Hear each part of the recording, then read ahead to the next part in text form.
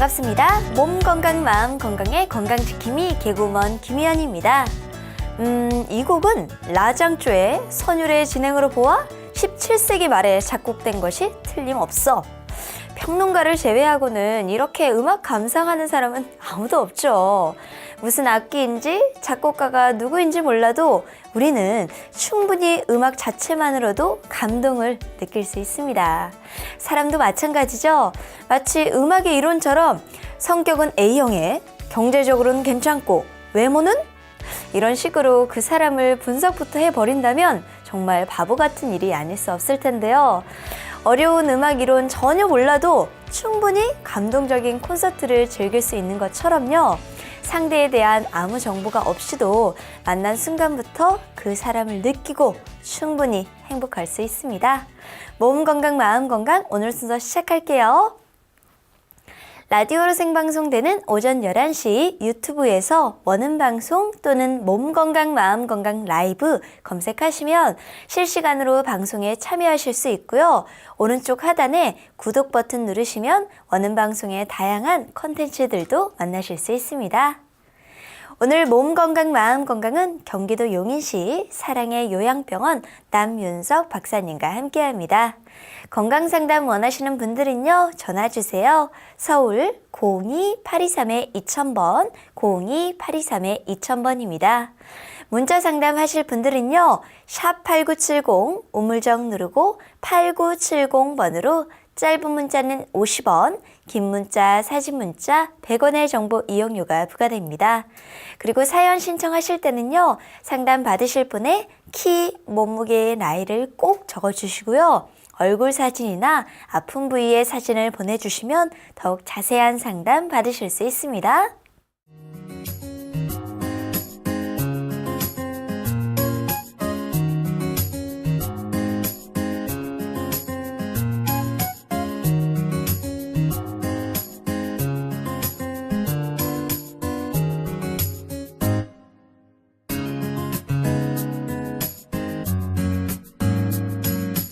몸 건강, 마음 건강.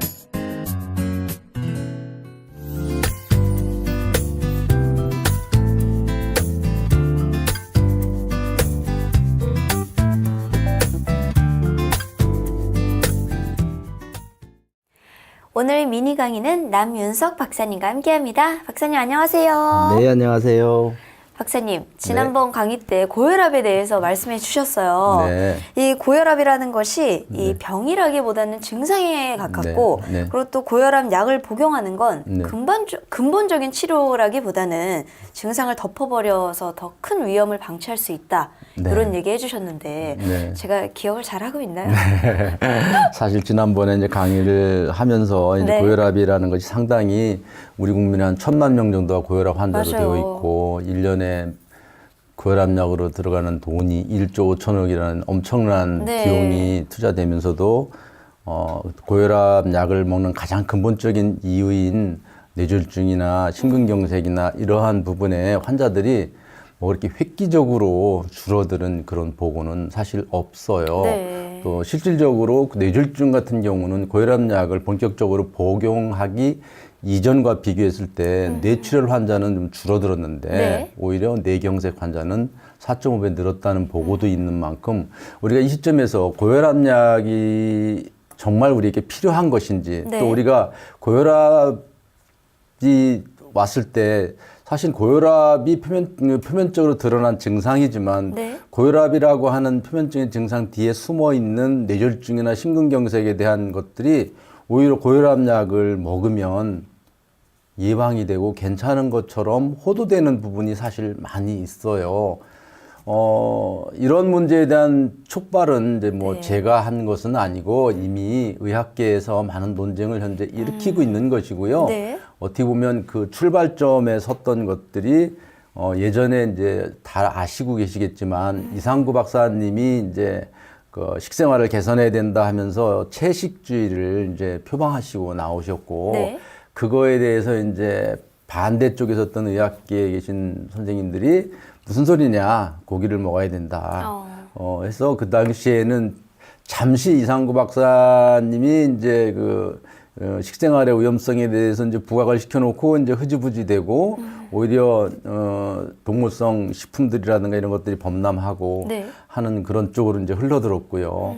그러다가 이제 최근 몇 년 사이에 그 공교롭게도 두 분 다 신경외과 의사 선생님이신데 네. 그 황성수 박사님과 그 김진목 교수님 두 분이 이 고혈압약은 먹어서는 안 된다. 고혈압약을 끊고도 혈압을 떨어뜨릴 수 있다라고 하는 그런 대담 프로에서 이제 강력한 주장을 하시고 네. 그래서 기존 의학계에서 이제 토론 내용을 보면 우리들이 기존 지금까지 알고 있었던 혈압약은 한 번 복용하면 네. 평생 먹어야 된다라고 그렇죠. 하는 그런 생각을 다 갖고 계신데 그럼요. 거기에 나와 계셨던 의사 선생님들이 그건 끊을 수 있는 약이다. 평생 먹는 약은 아니다라고 흔쾌히 바로 이렇게 긍정하시는 걸 보고 사실은 많은 시청자분들이 놀라셨을 것 같아요. 왜냐하면 병원에 가서 혈압이 높아 그러면 혈압이 높으시네요. 그리고 그냥 스스럼 없이 이렇게 처방약을 써주시고 혈압이 잘 컨트롤되면 혈압 잘 컨트롤되고 있으니까 걱정하지 마세요 하고 그냥 한 달치씩 약을 끊어갔던 것이 지금까지 진료실의 풍경이라고 저는 생각하고 있었는데 거기에 나선 일선에 계신 의사 선생님들이 그 약은 끊을 수 있는 약이다라고 말씀하시는 거 보고 한 가지 놀랬고요. 네. 또 그런 논란이 이제 증폭되면서 결론은 또 묘하게 혈압약을 끊을 수 있다. 혈압약이 뇌졸중 예방에 전혀 도움이 안 된다라고 주장하시는 편에 계신 두 분 선생님에 대해서 기존 의학계에 계신 선생님들이 그러면 혈압약을 끊어서 네. 뇌출혈을 일으켰을 때 네가 책임질 수 있느냐? 나는 책임질 수 있다. 그건 상당히 위험한 발언이다. 라고 이제 공격을 하시니까 네. 이 두 분이 주춤하시고 이제 물러서셨어요. 사실 그 책임질 수 있는 문제가 아니니까. 그렇죠. 또 그러다 보니까 이제 젊은 의학계에서는 혈압약은 먹어야 된다. 그래서 이제 교묘하게 이제 그 결론들이 나오고 있는데 저는 본질을 좀 이렇게 살펴봐야 된다라고 생각을 하고 그래서 그분들의 하는 주장에 제가 무슨 주제넘게 참여하고 그러려고 하는 것은 아니고 의료 현장에서 실질적으로 보았을 때 고혈압약에 너무 의존해서 이렇게 하는 것이 옳은 것인가 네. 또 고혈압약이라는 게 도대체 어떤 약이길래 이런 논란을 일으키고 실질적으로 고혈압약이 그렇게 많은 사람들이 복용하고 계신데도 불구하고 네. 뇌졸중 환자들은 전혀 줄어들지 않고요. 이런 현실들을 봤을 때 그렇다면 우리가 고혈압약에 대해서 조금 알아봐야 되겠다. 또 우리가 그렇게 하면 고혈압약을 끊고도 네. 우리가 정상적으로 혈압을 유지할 수 있는지 그런 것들에 대해서도 고민을 해봐야 되겠다는 생각으로 이제 그 말씀을 드리는 것이고요. 네. 또 의학계 현재 진행되고 있는 그런 논쟁에 제가 참여하고 할 수 있는 능력도 안 되고 그러진 않고 다만 이제 한의사로서 진료 현장에서 느꼈던 것을 오늘 이제 혈압이라고 하는 분야에서 최종적으로 말씀드리고 싶은데 일단은 고혈압의 원인을 얘기할 때 고혈압은 원인이 없다라고 얘기를 해요. 무슨 얘기냐면 고혈압의 한 90% 정도는 네. 본태성 고혈압이다 해서 원래 타고날 때부터 그런 것이다. 네, 네 체질이 그래서 온 것이다라고 하는 게 90%예요. 그래서 평생 약을 먹어야 된다라는 그렇죠. 얘기도 같이 듣게 되죠. 네네. 근데 10%는 이제 2차성 고혈압이라고 그래서 다른 질병으로 인해서 호르몬 계통의 문제라든가 이런 여러 가지 문제로 인해서 콩팥에 문제가 있다든가 이런 질병으로 인해서 이제 고혈압이 유발된 경우는 그 네. 질병을 이제 없애주면 고혈압의 증상들이 없어지는 것이죠. 그래서 이제 이렇게 크게 두 개로 나눠지면서 고혈압은 원인이 없다 그러는데 그렇다고 고혈압이 원인 없이 느닷없이 이제 나타나지는 않겠죠. 그렇죠. 네. 생기는 이유가 있을 것 같은데요. 그래서 이제 그런 것들을 이제 원인이라고 하지를 않고 고혈압 얘기를 할 때는 위험인자다 이렇게 얘기를 하는데 위험인자는 크게 이제 네 가지로 까지 나와 있어요. 네. 첫 번째는 유전적인 소인이 있다. 있군요. 네. 그다음에 두 번째로는 이제 나이가 들어서 생기는 것이다. 또 세 번째는 우리가 익히 알고 있는 소금을 너무 많이 먹어서 생겼다고 하는 소금의 문제. 네, 나트륨이 또 많이 들어가서. 네 번째는 이제 비만인데 저는 사실 비만이 가장 큰 문제다라고 이제 말씀드리고 싶은데 네. 유전적인 것은 사람에 따라서 그러니까 이제 유전적이라고 하는 것 얘기가 나온 이유가 네. 백인과 흑인을 비교했을 때 흑인에게 더 높답니다. 그 비율이. 그렇군요. 그래서 이것은 어떤 인종적 유전적인 소인이 있지 않느냐라고 하는 것이지. 그다음에 보통 이제 우리들 얘기를 할 때 집에 혈압 환자가 있으면 아버님이나 어머님이 혈압을 높으시냐고 꼭 물어보시잖아요. 네. 그럴 때 보면 이제 대개 부모님들이 혈압이 높으시면 자녀분도 혈압이 조심하셔야 높아서 된다고, 이렇게 네. 얘기를 하는데 그러면 내가 엄마 아버지가 혈압이 높으니까 나도 당연히 뭐 혈압 높은 거는 당연한 거네라고 할 수도 있는데 대머리나 이런 거하고 달라서 그렇게 유전자적인 소인이 있는 것은 아니고 그거보다는 그 집안의 식생활에 문제가 있다라고 하는 것이 더 클 것 같고요. 그렇군요. 네. 노화라고 하는 문제는 이제 나이가 들면 그 혈압이 점점 높아질 수밖에 없어요. 왜냐하면 혈관의 저항성들이 약해지니까 그 말초 부위까지 혈액순환이 잘 되지를 않죠. 그러면 우리 몸이 필요에 의해서 혈압을 높이는 것이고요. 그렇게 필요에 의해서 혈압을 높임으로 인해 가지고 무슨 뭐 금방 뇌출이 되거나 그러지는 않습니다. 그래서 실질적으로 나이가 한 70이 넘으면 120에 80이라고 하는 정상 혈압보다는 네. 더 높은 한 150에 90 정도까지도 이것은 뭐 고혈압이라고 뭐 약을 막 써야 되고 하는 단계는 아니다고 하는 말씀도 있어요. 그래서 우리가 기준을 뭐 120에 80이 정상 혈압이고 또 140에 90이 이제 약을 써야 되는 혈압이다라고 규정해 놓은 것은 많은 사람들을 통계적으로 봤을 때 네. 그때부터는 조절을 해야 되는 시점이라고 하는 것이지 그것이 반드시 그 정도 높이가 되면 혈압약을 먹어라 하는 기준점은 아니에요. 그래서 그런 것들을 좀 아셔야 될 것 같고, 네.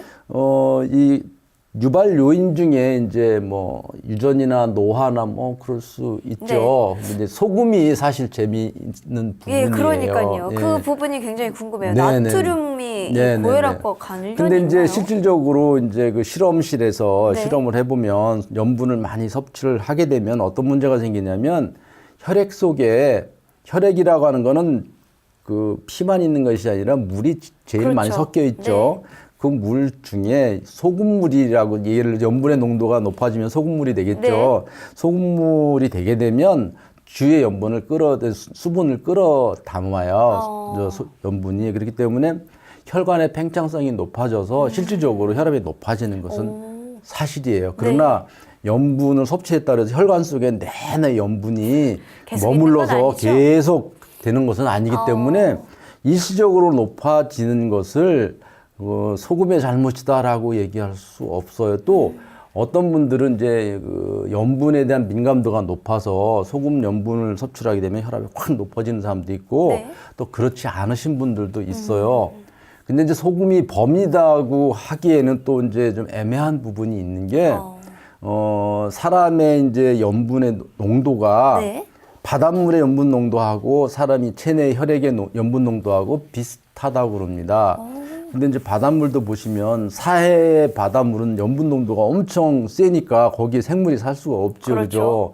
그렇지만 보통 바다에는 물고기들 잘 살잖아요. 네. 그렇다면 염분의 농도에 문제가 있는 것이지 염분의 문제가, 그러니까 소금이 문제가 아니다라고 하는 것이고요.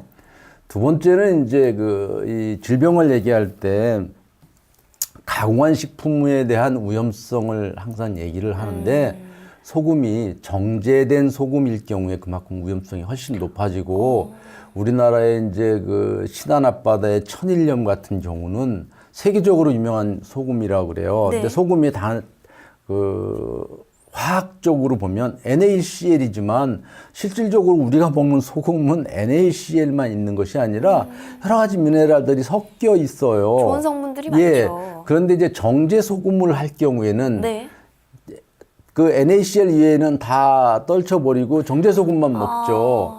또 설탕도 마찬가지. 설탕도 백설탕보다는 요즘에 이제 흑설탕, 황설탕을 네. 이제 많이 선호하게 되는데 그렇죠. 그만큼 자연에 가까운 것들을 섭취를 해야 되는데 가공함으로 인해서 우리 인체에 들어왔을 때는 여러 가지 문제를 일으키는 부분이 있어요.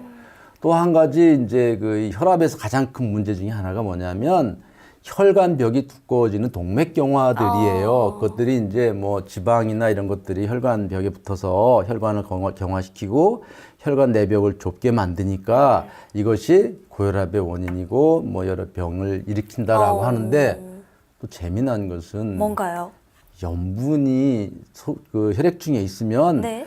그런 지방들이 혈관에 잘 달라붙지 않는다고 해요. 그러니까 그걸 방어해주는 역할이 소금에게 있어요. 그래서 소금을 또 지나치게 이제 안 드시면, 주장하시는 분들은 소금을 먹으면 병을 다 고친다라고 하시는 분도 있어요. 아, 예. 이게 이제 모든 그 논쟁에는 사실은 어느 것도 옳다라고 얘기할 수는 없어요. 어느 한쪽의 주장이 이쪽으로 한쪽으로 치우치게 되면 그 문제를 일으키죠. 네. 그러니까 적당하게 그 사람에게 맞는 것이 제일 중요한 것인데 이 시점에서 왜 황성수 박사님이나 뭐 김진육 박사님이 그 채식을 하라고 권했을까요?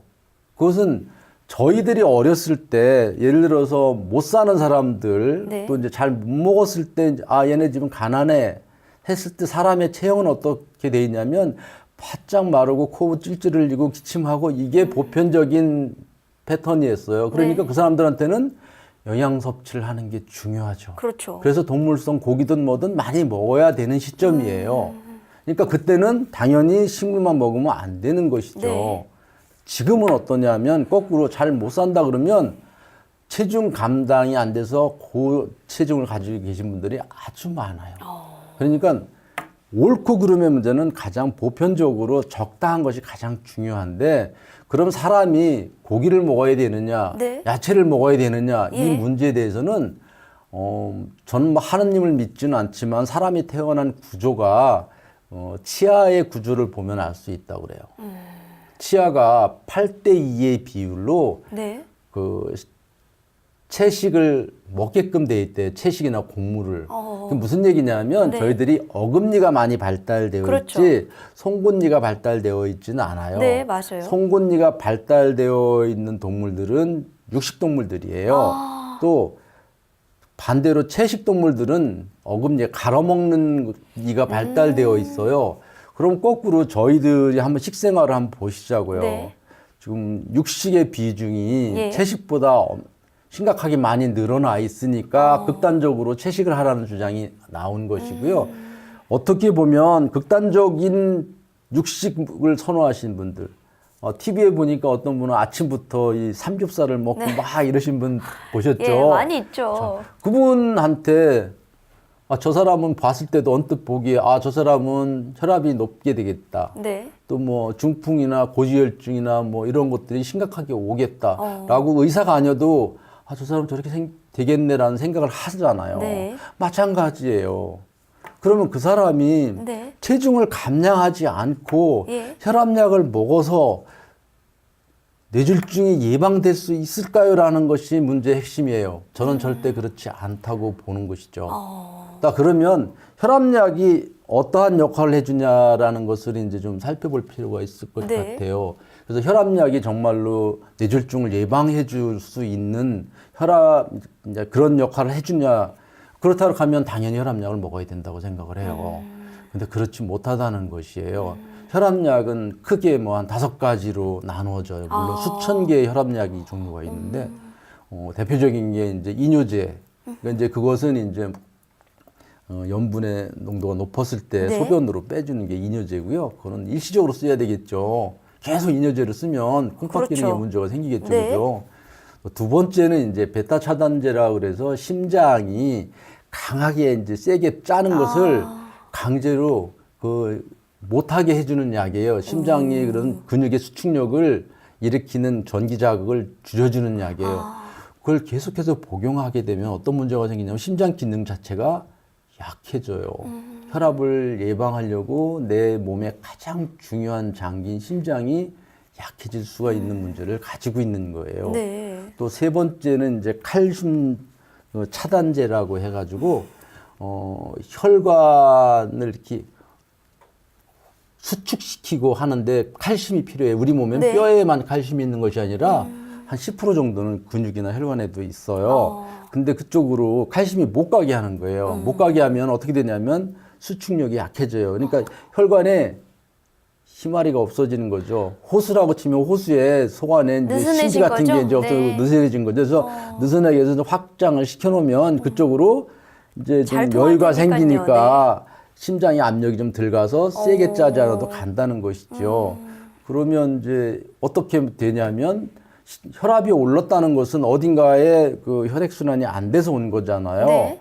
근데 그거 자체가 차단이 되니까 혈액순환은 심할 수밖에 없겠죠.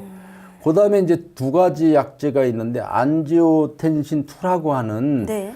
효소가 있는데 그 효소가 분비되지 못하게 차단하는 계통의 약이 두 가지가 있어요. 그래서 총 5가지로 되어 있는데 그거는 콩팥에 작용을 해요.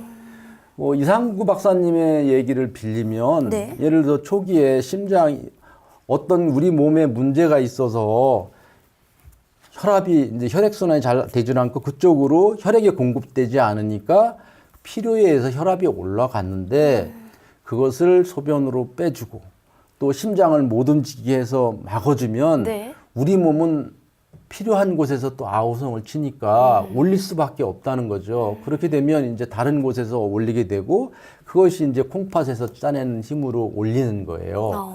그럼 콩팥의 기능을 또 억제시켜주는 그렇죠. 약을 쓰고 그러면 혈압 하나를 잡기 위해서 우리가 심장, 콩팥 이런 부분들의 기능을 떨어뜨리게 되는 거예요. 이거를 몇십 년 동안 복용하는데 예를 들어서 제가 제 심장 기능이 좀 약해지고 콩팥 기능이 약해져도 뇌출혈돼서 고통을 받은 그것만 없애줄 수 있다 하면 네. 하루에 10알이라도 저도 고혈압약을 먹겠어요. 예. 근데 그렇지가 않거든요. 그래서 결론적으로 시간이 많지 않기 때문에 결론적으로 말씀드리면 혈압약을 먹어야 된다, 먹지 않아야 된다라고 하는 그 결론에 저는 가능하면 먹어서는 안 된다는 쪽에 들어있지만 혈압약을 끊는 것은 상당히 고통스럽다라고 하는 것을 말씀드리고 싶어요.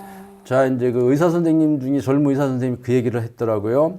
채식을 먹으면 당연히 혈압이 좀 떨어지더라. 네. 여러 가지 보고에 의해서 많이 떨어지면 한 10 몇 정도가 떨어지는데 자, 채식을 하다가 갑자기 다시 고기를 먹으면 도로 올라간다. 그러면 혈압약을 계속 먹는 게 낫지 않느냐라고 하는 주장을 하면서 혈압약과 채식하는 거를 동일선상에다 놓는 상당히 위험한 말씀을 하셨어요. 사실은 그건 전혀 다른 개념이에요. 무슨 얘기냐면 우리가 색생활을 개선을 해서 우리 몸이 좋아지면 네. 혈압이 정상으로 갈 수 있다는 것을 보여준 게 그 채식을 하라고 하시는 분의 그렇죠. 주장이라고 하면 네. 혈압약을 복용하는 거하고 전혀 관계가 없는 것이에요. 그래서 이걸로다가 어느 정도 조절이 됐는데도 불구하고 위험성이 계속 있으면 그때는 혈압약으로 어느 정도는 조절할 필요도 있겠죠. 그렇지만 우리 몸이 근본적으로 혈압약을 먹어서 우리가 뇌졸중을 예방할 수 없다는 게 거의 결론처럼 나와 있다고 하면 이 시점에서 혈압약을 끊는 노력을 해야 된다. 또 혈압약을 끊는다는 것은 결코 쉽지 않다. 물론 극단적으로 채식을 하는 평생 채식을 할 수는 없겠죠. 그러나 저는 이렇게 생각해요. 예를 들어서 본인이 예를 들어 제 나이가 예를 들어 40이다. 네. 40인데 나의 식생활이 한 10대부터 너무 고기를 많이 먹는 식생활을 해서 내 몸의 상태가 지금 40살에 있는 시점에 비만이 심해지고 고지혈이 심해지고 그렇다 하면 최소한 정상으로 돌려놓기 위해서 10년 이상의 투자를 하지 않고 그것이 정상으로 되기를 바란다고 하는 건 그것은 좀 미안한 얘기지만 도둑놈집보다. 예. 그래서 저는 혈압약을 복용하시는 분들한테 뭐라고 얘기를 하냐면 예. 세상에 공짜는 없다 이렇게 말씀을 예, 드려요. 그 얘기 자주 하시잖아요. 무슨 얘기냐면 혈압약 별로 안 비싸요. 한 달치 병원 가서 처방 받아오면 정말 보험이 잘 돼 있기 때문에 얼마 안 들이고 그 약만 먹어서 내가 몸이 건강이 유지된다고 하면 그건 경제적으로나 여러 가지 면에서 정말 좋은 거기 때문에 무조건 혈압약을 먹어야 돼요. 근데 실질적으로 그런가 자신을 돌이켜서 보시면 아시게 될 것 같고요. 자, 이렇게 오랫동안 망가진 몸을 제자리에 돌려놓는 데는 극단적으로 절식요법이라든가 채식만을 하는 기간도 상당히 필요하겠지만 매일매일 30분에서 1시간씩 운동하는 습관을 가지지 않고 불가능하다는 거죠. 저도 제가 이제 40살부터 축구를 시작을 했어요. 아, 그래서 정말요? 거의 축구 전문가 수준의 그렇군요. 네, 그래서 한 20년을 축구를 하고 있는데 그러다 보니까 제 네. 체중이 꾸준히 유지되는 거예요. 오. 제가 운동을 안 했으면 네. 10년이라는 생활 동안 운동을 안 했으면 아마 체중이 많이 늘어나고 여러 가지 문제를 앓겠죠. 그러면 제가 10년 동안 20년 동안 관리한 이 몸을 여러분들이 그냥 혈압약만 매일 먹고 똑같다고 생각을 한다 그러면 그건 어불성설인 거고요. 지금부터라도 부단한 노력을 하셔야 되는 거예요. 그래서 저는 저희 로컬에 저희 병원에 고혈압 환자나 당뇨 환자나 이런 분들이 심각한 상황에서 오시면 뭐라고 말씀드리냐면 네. 당신은 낭떠러지가 있는 거의 꼭대기에 와서 당신은 한 발짝만 더 디디면 낭떠러지 굴러 떨어진다. 그래서 그럼 어떻게 해야 되냐? 예. 죽기 살기로 뒤로 도망쳐야 된다. 근데 그 죽기 살기로 도망치지 않고 혈압약 하나를 먹고 그게 해결되리라고 본다 그러면 그게 정말 도둑놈 심보죠. 그래서 네. 저는 이 시점에서 김진목 교수님이나 황성수 박사님이 하시는 이런 말씀이 얼마큼 우리 사회에 심각하게 고지혈증이나 고혈압이나 이걸로 인해서 오는 뇌졸중의 위험이 큰지를 경종을 울리는 것이다. 이걸 기회로 우리가 식생활을 돌이켜보고 몸을 관리를 해야지 그걸 그거하고 똑같이 혈압약을 먹으면 똑같이 조절되는데 뭘 그걸 혈압 떨어뜨리면 그건 혈압 떨어뜨리는 한 가지 문제만 본 거거든요. 그건 절대로 위험한 발상이다라고 말씀드리고 싶고요. 그냥 잊고 지내시고 싶으시면 지금처럼 혈압약을 드시고 하시면 되는 것이고요. 그렇지 않고 내가 건강한 삶을 살겠다 싶으면 혈압약을 당장 끊으라는 것이 아니라 몸 관리를 해서 체중을 줄이고 식생활을 개선해서 한 다음에 혈압약을 줄이고 궁극적으로 혈압약을 끊으시는 게 어떨까라고 하는 말씀으로 고혈압에 대한 얘기를 마무리 짓고 싶습니다. 네, 감사합니다. 고혈압은 우리 몸에 경고를 알리는 건강신호의 빨간불 역할이었던 것 같은데요. 오늘 박사님 말씀처럼 고혈압 환자분들은 약에만 의존하기보다는 그보다 우선시 되어야 할 것이 운동과 식이요법이라는 것 꼭 기억을 하셨으면 좋겠습니다. 박사님, 오늘도 좋은 말씀 감사합니다. 네, 감사합니다. 미니 강의, 오늘은 남윤석 박사님께서 고혈압에 대해 자세히 강의해 주셨습니다. 미니 강의 함께 하시면서 궁금한 점이 있거나 오늘 강의 주제와 연관이 없더라도 평소에 건강 상담 받아보고 싶었던 분들은요, 전화 주세요. 본인 증상은 물론 가족이나 지인의 증상을 대신 상담받으셔도 됩니다. 서울 전화 02-823-2000번, 02-823-2000번이고요. 몸 건강, 마음 건강이 라디오로 생방송되는 평일 오전 11시부터 정오 사이에 전화 활짝 열어두고 있습니다. 문자 참여하실 분들은요, 샵 8970 우물정 누르고 8970번으로 짧은 문자는 50원, 긴 문자, 사진 문자 100원의 정보 이용료가 부과됩니다.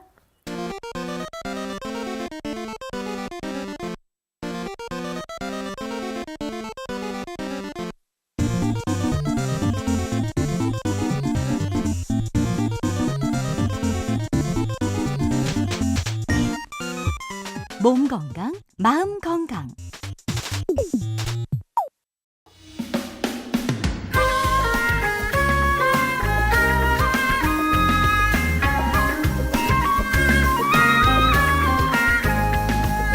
날이면 날마다 찾아오는 시간이 아닙니다. 약이 되고 복이 되는 꿀 같은 건강 정보를 만나봅니다. 튼튼보감, 튼튼보감. 네, 오늘 주인공은 양배추입니다. 양배추는 건강에 어떤 도움을 주는지 남윤석 박사님께 여쭤볼게요. 박사님, 이 양배추 저도 굉장히 좋아하는데요. 네. 어떤 효능을 가지고 있나요? 참 이게 제가 이제 양배추에 대해서 네. 어떻게 보면 주부님들보다 지식이 없지 않을까 싶은 두려움이 있는데 네네. 조사한 걸 바탕으로 또 제 생각을 조금 말씀드리면 네. 양배추는 이제 그 타임지에 보고한 3대 건강식품 중에 하나라고 얘기를 해요. 네. 그래서 올리브하고 양배추하고 그다음에 요구르트가 건강에 상당히 중요한 역할을 하는 것으로 나와 있고요. 네. 또 양배추를 드셔보시면 아시겠지만 상당히 수분의 함유량이 많고 그렇죠. 소화가 되게 잘 돼요. 네. 그래서 이거 좀 한방적으로 이제 굳이 분석을 하다 보면 이 좀 따뜻한 성질을 가지고 있어서 몸이 좀 차가운 사람한테 도움이 되고요. 또이 수분 함유량이 많아서 피부에도 도움이 되고 소화 흡수에도 되게 좋고 또 이제 섬유질이 많아서 장 건강에도 되게 좋은 식품으로 되어 있어요. 네. 근데 이제 저는 이제 이 양배추가 이제 소화 위장에 되게 많은 효과가 있고 그렇다고는 하지만 저는 좀 다른 각도에서 양배추에 대한 얘기를 하고 싶어요. 어떤 건가요? 보니까 이제 유튜브나 이런 쪽에도 그렇고 이제 인터넷에도 심지어는 양배추 즙만 갈아서 이렇게 파는 경우 많죠. 파시고 드시는 네. 분들도 많아요. 또 보면 양파즙도 이렇게 드시고 예. 저는 그거는 삼가했으면 좋겠다는 생각을 해요. 왜 그렇게 그렇군요. 말씀드리냐면 네. 양배추가 뭐냐면 서양배추예요, 양배추. 그죠? 아. 우리나라의 그 김치, 무 아주 더 좋은 식품들이 많아요. 서양에는 저희들이 식단 한번 보면 외국 네. 그 식당에 가서 뭐 프랑스 음식이나 뭐 미국 음식이나 먹어보면 육류가 많고 야채는 그렇죠. 별로 없잖아요. 네, 조금 있죠. 네, 우리나라는 어떤 게 냐면 나물 종류가 엄청나게 많아요. 맞아요. 나물 종류에 함유되어 있는 미네랄이라든가 건강에 좋은 것이 사실은 훨씬 더 많아요. 그래서 저는 양배추가 상당히 좋지만 네. 우리가 식사할 때 충분히 맛있게 드시는 정도로 만족하시는 게 좋을 것 같고 네. 또 이제 양배추가 이걸 먹으면 내가 금방 위장병이 낫고 그래서 뭐 즙을 사 드시고 하는 것은 네. 저는 개인적으로는 바람직하지 않다 그렇게 말씀드리고 싶고 이 말씀 드리면 또 뭐 어떻게 생각하실지 모르지만 예. 우리 것이 좋은 것이야라고 우리 그 말은 토양에서 맞죠. 우리 네. 토양에서 난 우리가 늘 먹던 식품들이 사실은 더 귀중하고 소중한 것이 많다라고 하는 말씀을 드리고 싶습니다. 그렇다면 네. 배추 한 10번 먹으면 양배추 한 2-3번 먹는 걸로 하겠습니다. 그럼 양배추 어떨까요? 요즘에 식단에 많이 올라오고 네, 되게 맞아요. 맛있잖아요. 그래서 네. 지금 드시는 것만 갖고도 네. 충분하다. 자주 드시면 좋으시겠다. 즙까지는 안 드셔도 네, 되겠다. 네, 그렇습니다. 그렇군요. 박사님 좋은 정보 감사합니다. 네, 감사합니다. 튼튼보감 오늘은 양배추에 대해 전해드렸습니다.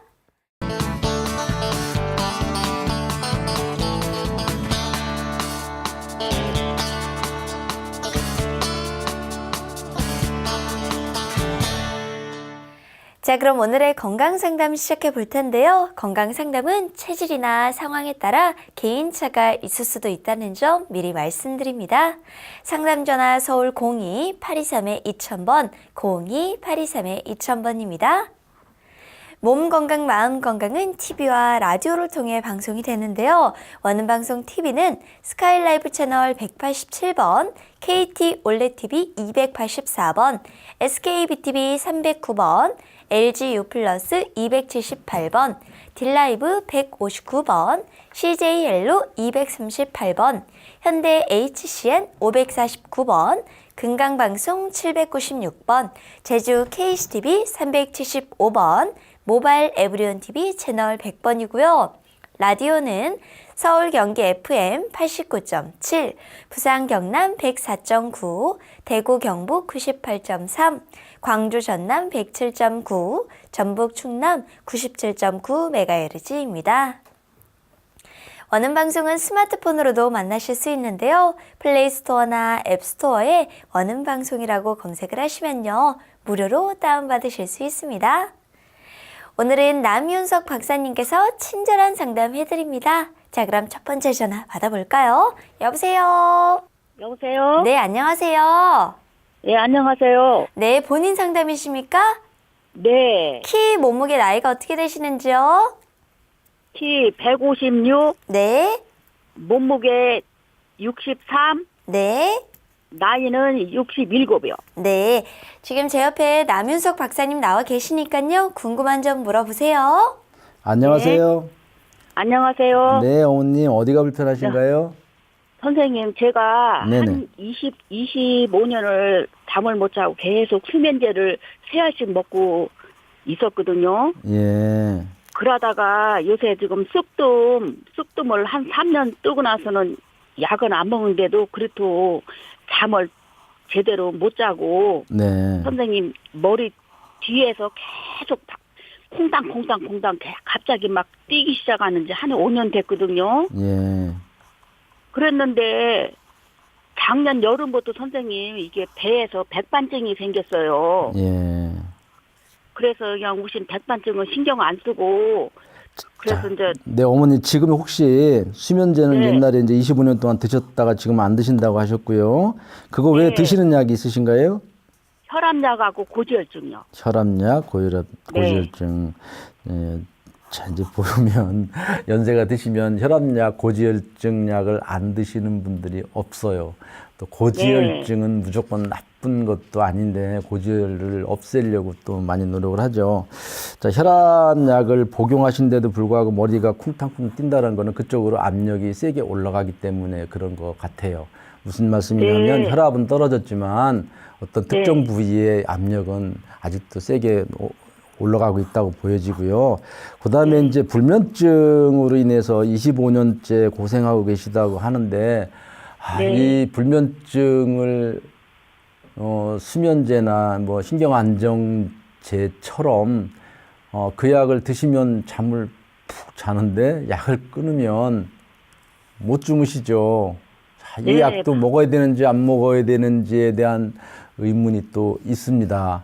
25년 동안 약을 드신 어떤 결과라고 볼 수도 있어요. 처음에 이렇게 약을 드시지 않고 생활을 고쳐서 운동하시고 이래서 조금 이제 시간을 늘리셨으면, 이런 문제가 안 생겼을 텐데 25년 동안이나 약에 문제가 있었다고 생각을 하고 약이 해독되는 데는 좀 시간이 필요할 것 같고요.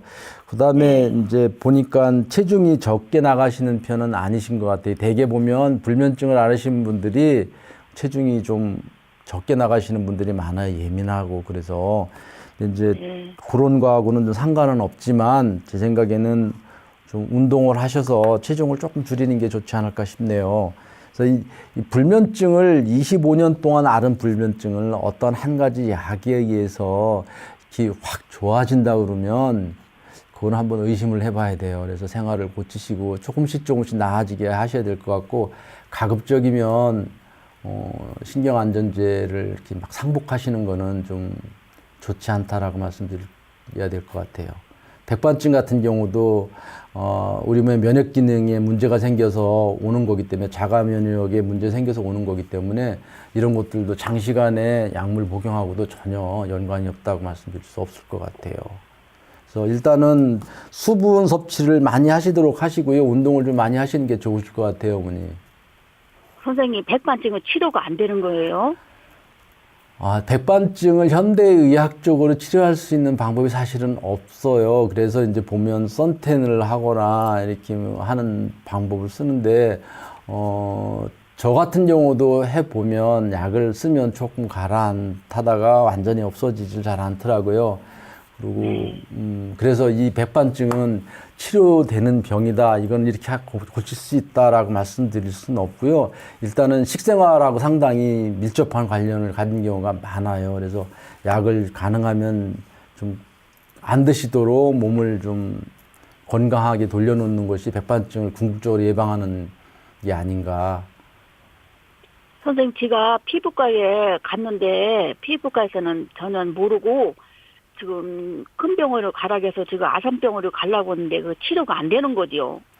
검사를 받아보시는 거에 대해서 제가 이제 뭐 하시지 마라라고 말씀드릴 수는 없고요. 뭐 병이 생기면 충분히 뭐 검사도 받아보시고 왜 왔는지 알아보셔야 되는데 현재까지는 백반증이 특별하게 그걸 확 좋아지는 그런 개선시키는 약이 없는 게 사실이에요. 그래서 좀 더 번지지 않도록 하는 게 중요하겠죠. 네, 어머니. 네. 박사님 네, 말씀 알겠습니다. 참고하셔서 건강해지셨으면 좋겠습니다. 오늘 전화 네, 주셔서 감사합니다. 네, 고맙습니다. 네. 건강 상담은 체질이나 상황에 따라 개인차가 있을 수도 있다는 점 미리 말씀드립니다. 계속해서 다음 상담 전화 이어갈게요. 여보세요? 여보세요? 네, 안녕하세요. 예, 네, 본인 상담이십니까? 예. 키, 몸무게, 나이가 어떻게 되시는지요? 키가 딱 1m 62요. 네, 키로는 63kg. 네, 나이는 79세. 네. 지금 제 옆에 남윤석 박사님 나와 계시니까요. 궁금한 점 물어보세요. 예, 네, 안녕하세요, 아버님. 예, 안녕하세요. 네, 네, 어디가 불편하신가요? 아까도 말씀드렸는데, 이제 발이에요. 예, 예. 발이 열이 나요, 이렇게. 예, 얼마나 되셨나요? 작년 예, 여름부터, 6, 7월부터 그런가 봐요. 예. 근데, 작년 여름에는 좀 심했거든요. 낮에는 네네. 밤낮에 얼음을 이렇게 끼고 살았거든요. 예. 근데 요즘은 이제 겨울이라서 좀 덜해요. 그게 또 다른 증상은 없으시고요? 근데 이것도 발이 열난 것이 이제 아침, 주로 내가 낮에 집에 많이 있거든요. 네네. 근데 산에 아침에 밥 먹고, 점심 먹고 가거든요. 네. 1시간만 걸어가면 발에 열이 나서 저 신발 벗고 식히하고 가고 오래요. 아, 많이 심하시네. 네, 이제 심한 것 같아요, 그때는요. 그리고 이제 저녁에는 잠이 들면 이렇게 모르는데 새벽에 잠이 깨면 그때부터 좀 이 발을 내놓고 자야 돼요. 하루에 몇 시간이나 주무세요? 잠도 6시간, 5시간, 많이 자면 7시간 그래요. 그 충분히 수면을 취하시는 것 같아요? 아니면 자주 깨시나요? 근데 처음에 잠이 얼른 안 들으니까 네, 잘 잠을 모르겠어요, 좀 그건요. 주무시면요. 예. 꼭 한 2시, 3시간 있어야 잠이 들어요. 저녁에 들어놓으면요. 네, 이제 발바닥만 이제 특정 부위가 열이 나는 분들이 많으세요. 어떤 분들은 손에만 열이 많이 나시는 분들도 있고, 어떤 분들은 네. 발에만 열이 많이 나시는 분들도 있으세요. 근데 이제 네. 몸이 따뜻하고 열이 많이 나는 것은 건강하다라고 생각할 수도 있지만, 특정 한 부위에 이렇게 열이 나는 것은 몸이 이렇게 좋은 상태는 아니세요. 특히 이제 네. 발바닥에 열이 나시는 분들의 거의 대부분은 밤에 네. 수면을 제대로 못 취하시는 분들이 거의 대부분이세요. 그래서 잠을 못 자세요? 네네, 잠을 잘 못 주무시게 되면 충분히 숙면을 취해야 내 몸속에 쉽게 말씀드리면 사람은 낮에 활동하게 되어 있고요. 밤에는 영양분을 섭취를 해서 축적하게 돼 있어요. 근데 네. 거꾸로 이제 밤에 주무시지를 못하면 영양분을 축적할 수가 없죠. 예. 자동차로 치면 뭐하고 똑같으냐면 엔진 윤활유가 있어야 엔진이 예. 이제 열을 받아도 이제 그걸 견뎌내고 식혀주고 하는데 윤활유가 떨어지면 열이 막 나는 거하고 똑같아요. 발바닥으로 열이 난다는 것은 밤 동안에 충분히 수면을 못 취해서 콩팥 기능이 나빠지거나 간 기능이 나빠지거나 그럴 경우에 발바닥으로 열이 나는 경우가 많아요. 왜냐하면 밤 동안에 이제 영양분을 축적을 해서 윤활유도 만들고 해야 되는데 그걸 못 만들으니까 아무래도 내 몸속에 사용하는 쪽으로 자꾸 열이 나겠죠. 그래서 아버님 같은 경우는 첫 번째가 이제 운동을 하시고 하는 것은 지금 열이 나시더라도 꾸준히 하시는 게 좋겠다라고 말씀을 드리고요. 두 번째로 이제 저녁에 어떻게 하면 잘 주무실 수 있을까 하는 것이 가장 큰 관건일 것 같아요. 그래서 조금 일찍 주무시도록 노력을 하시는 게 좋으실 것 같아요. 예. 네, 그래서 그러고요. 네네. 그러고 이제 저녁에 잠이 들면 또 꿈을 이렇게 많이 꿔. 왜 그래요? 네. 꿈을 많이 꾸신대요. 아, 꿈을 많이 꾼다고 하는 것은 이제 뭐 사람마다 이제 다 다르죠. 그러니까 충분한 깊은 수면을 취하지 못하고 옅은 수면을 취할 때 여러 가지 이제 그 꿈도 많이 꾸고 잡생각이 나니까 자주 깨기도 하고 그러죠. 그러니까 수면의 질이 떨어지는 것이죠. 그래서 이렇게 자꾸 꿈을 꾼다는 것은 어떻게 보면 저녁에 운동을 하시고 좀 몸을 혹사하신 그 상태에서 주무시면 또 그런 현상이 없을 수도 있어요. 우리가 깊이 골아 떨어졌을 때는 꿈을 잘 안 꾸거든요. 그러면 발 열난 것은 뭐 약은 없겠네요? 약이라고 하는 것, 물론 약이 있죠. 그러니까 이제 한약에서 이제 그 발 쪽으로만 이제 열이 나는 것을 가라앉히는 약들이 많이 있어요. 그렇지만 이제 약이라고 하는 것은 일시적으로 내 몸을 정상으로 돌려놓는데 도움이 되는 것이지 그것이 내 몸의 생활 습관을 바꿔주고 하는 것은 아니기 때문에 생활 습관을 바꾸시고 그런 상태에서도 잘 안 들을 때 약을 복용하시면 훨씬 효과가 있어요. 그렇지 않고 생활 습관은 그대로 있는 상태에서 약만 복용하시게 되면 약을 복용하실 때는 조금 듣는 것 같다가 약 끊으면 또 나빠지고 하니까 그것은 네. 결코 바람직한 것이 아니죠. 그래서- 작년 여름에 처음에 발병했을 때가 한 달 지난 다음에요. 네네. 한약방에 가서 영양제를 한약을 지어다 먹었거든요. 네네네. 한제를. 예. 그럼 먹고 나도 그래도 별 효과가 없어요. 네, 그러니까 생활을 바꾸시면서 또 충분하게 이제 약도 네. 보통 이제 한약 가서 한약 먹었더니 나 안 듣더라 그러면 한약 전체가 다 안 듣는 것처럼 착각을 하는데 사실은 양약의 가지수만큼 한약도 가지수가 아주 많기 때문에 네. 아버님한테 이제 가장 효율적으로 도움이 되는 처방을 선택해야 되는데 첫 번에 바로 아버님한테 알맞은 처방이 제공이 안 됐을 수도 있고요. 또 하나는 약에 충분하게 아버님 질환을 고치기에는 충분하지 않았을 수도 있으니까 생활습관 고치시면서 다시 한번 찾아가셔가지고 약품 복용하시면 도움이 되실 것 같습니다, 아버님. 네, 아버님. 한 가지만 더 물어볼게요. 아버님, 저희가 시간 관계상 여기까지만 해야 될 것 같아요. 한 가지만 물어볼게요. 한 가지만 더. 재치가 매일 나와요. 재치가 심하게요? 네. 재채기 심한 것은 이제 알러지 때문에 오는 거잖아요. 알러지라는 건 알러지요. 외부 기운에 대해서 내 몸이 과민하게 반응하는 거니까 그거는 이제 뭐 내 몸이 건강해지면 자연히 없어지겠죠. 예, 알겠습니다. 네, 아버님 전화 주셔서 감사합니다. 예. 네.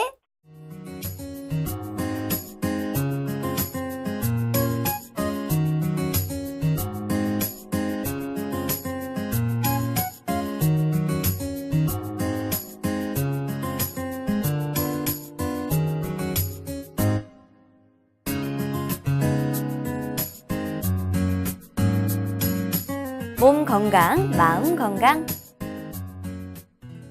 몸 건강, 마음 건강. 오늘은 남윤석 박사님과 함께 했습니다. 박사님, 오늘도 좋은 말씀 감사합니다. 네, 감사합니다. 다음 시간엔 한의사 박재훈 원장님과 함께 할게요. 오늘도 건강한 하루 보내세요.